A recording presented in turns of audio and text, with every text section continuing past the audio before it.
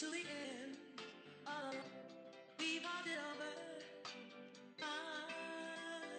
Your taste is way.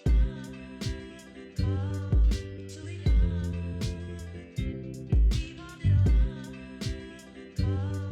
To the end. To the end. To the end. To the end.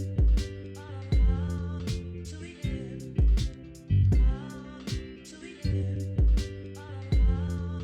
the end.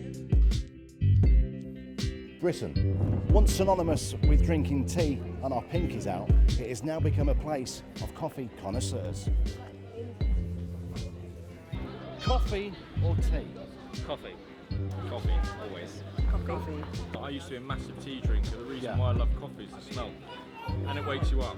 I think actually subtly there's an addiction there as well. Can you tell me where coffee comes from? I have no idea, to be honest. Absolutely no idea. I haven't got a clue, no.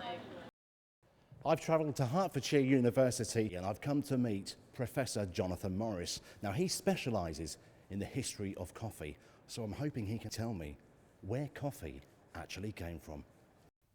Well, there are various legends surrounding the discovery of coffee. Can you tell me which is the most reliable? Well, none of them probably is the answer to that. There is a great legend about Caldi, the goat herd. And Caldi, the goat herd, is supposed to have noticed one day that his goats were eating these berries from a bush and getting very excited and dancing around. Caldi went and tried the berries himself. Same thing happened, he started dancing around. He took them over to a scholar and said, you know, what do you think these are? And it sounds like the guy threw them in the fire. Obviously, we have no evidence for any of this, but funnily enough, it captures quite a lot of what we need to understand about the origins of coffee, in the sense that what we know is that coffee was really first used by the Sufis. And the reason they used it is that the Sufis have these rituals called daikas, where they stay awake all night. And originally they would be using the hallucinogenic cat, but there was a shortage of cat apparently in Yemen. And then around the 15th century, coffee starts to be requested around the Red Sea ports. And as a result of that, it's exported first of all to Yemen, and Yemen then exports that coffee from the port of Al-Muka, or as we know it, Mocha. And that's really where we start the whole idea of coffee from.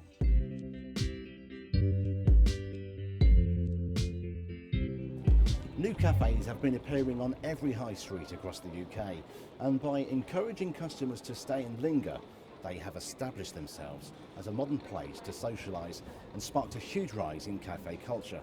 In fact, according to Savills, the number of chain coffee shops in the UK has grown by 39% since the end of 2013. The modern sort of what we might call the coffee shop culture is really coming out of Seattle. So in the late sort of 60s, early 70s in America, there's a kind of movement called the specialty coffee movement. And at first these guys sort of start selling high quality Arabica beans and they sell them in shops. So for example, the first ever Starbucks, which opened in Seattle, is just about selling high quality Arabica beans. Then in the 1980s, a guy called Howard Schultz joined Starbucks and eventually took it over. And Schultz went on a trip to Italy in 1983 and he saw the Italian espresso bars and he thought, if we could recreate this in America, then we'd be quids in, as it were, or dollars in maybe. Now the key to what he did was putting in those espresso-based coffees, and these became a kind of a vehicle because there was a lot of sort of theatre about their preparation. He could, to be blunt, sell them at a high price. That has spread around the world, and more recently, of course, everything that's happened through the digital age. One of the main reasons we are becoming a nation of coffee lovers is that cafes are promoting freshly ground coffee beans. Now, the days of freeze-dried instant coffee granules will soon be behind us. And the Independent estimates roughly a third of us now have some form of coffee machine in our own homes.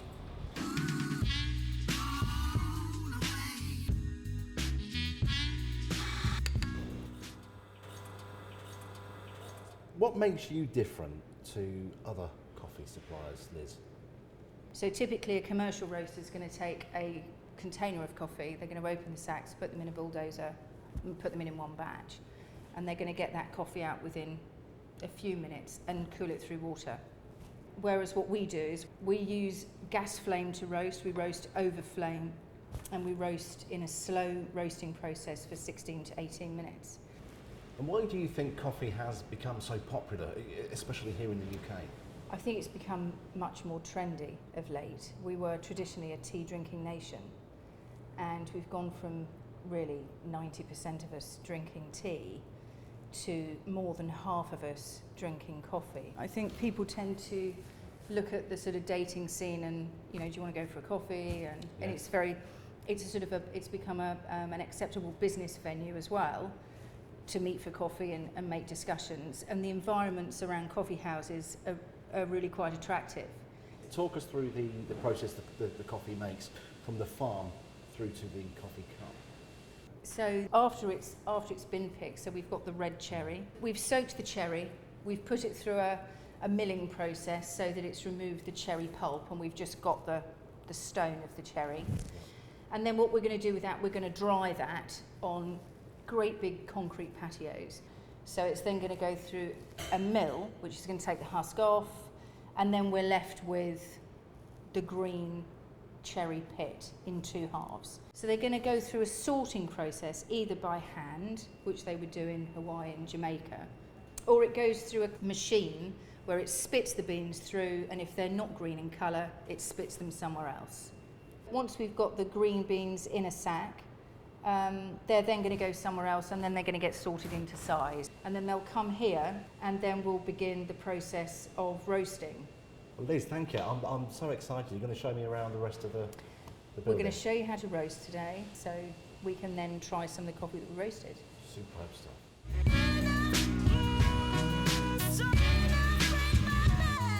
This is a W15 Gießen roaster, and tends to be what we use to roast more of our speciality coffees, because it's a smaller roaster and we can keep more of an eye on it. Are we going to roast some beans Yes, now? we are. You can lift the lever if you like. Lift the lever? Lift the lever, lift it as high as you can. Oh.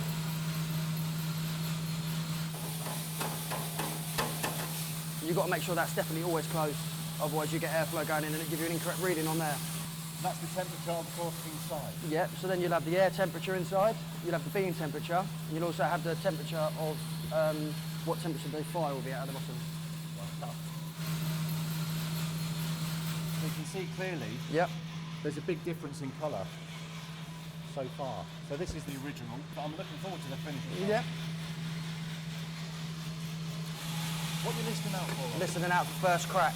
Well, I haven't heard it yet, but I think we're almost on our way there. What does that indicate? What's the first crack? You tend to go for the second crack. First crack is the beans popping like the popcorn, the first couple of the little ones just going off.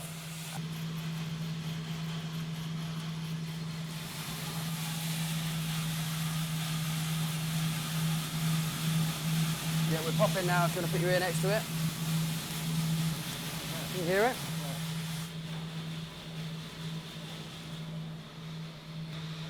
Getting there.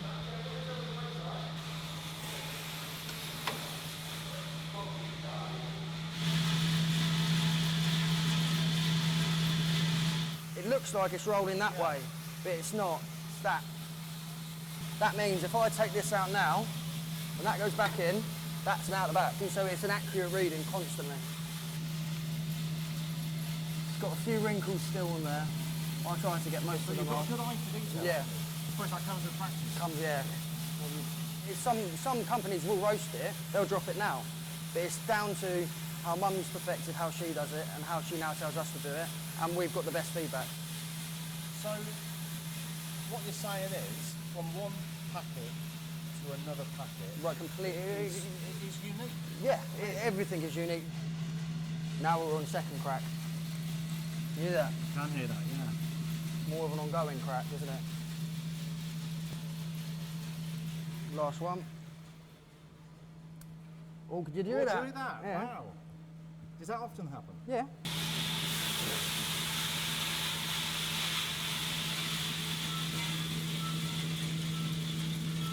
Hear a few popping? Yeah. Couple crackles, just what you want.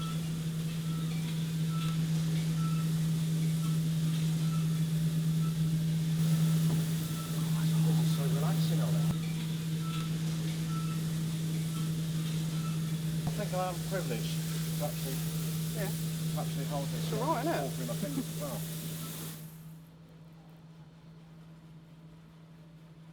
And that is the full process.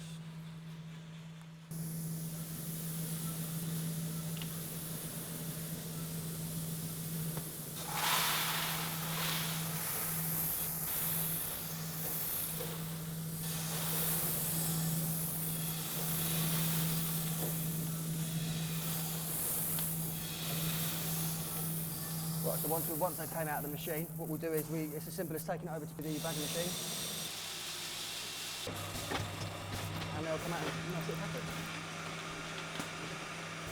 So Lisa, we've come back upstairs. Just talk us through what we're going to do now. Well, we've got 5 different freshly roasted coffees. One of them is a blend, and that blend also has a good chunk of Robusta coffee in. I'm going to kind of leave it with you, but you should be able to taste the difference. Coffee Okay. is not just coffee. So if we go from right to left, and you can Okay. tell me what you're tasting, Here we go. what you think. Thank you.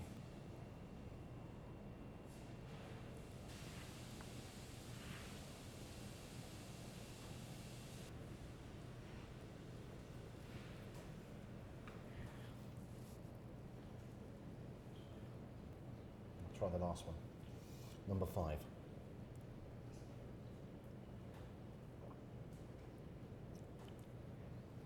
Now you see, this one feels, and the only way I could describe this is thinner than this one. So if you had to pick a coffee from the 5, which one would you pick? That one. No, I'm going to just quickly. You're going to go through again. Okay.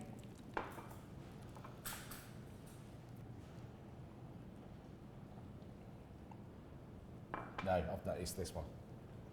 Okay. So let's look at what we've got. Okay, And then I'll this is walk the you exciting through. bit. Okay. This is Peruvian coffee, so that is my Okay.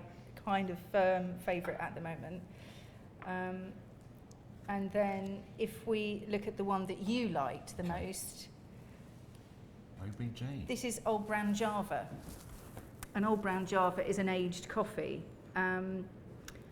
It's one of our most popular coffees, but a lot of people don't like it. Really? A lot That of people don't surprises like me. it. So, Oh. For as- what reason?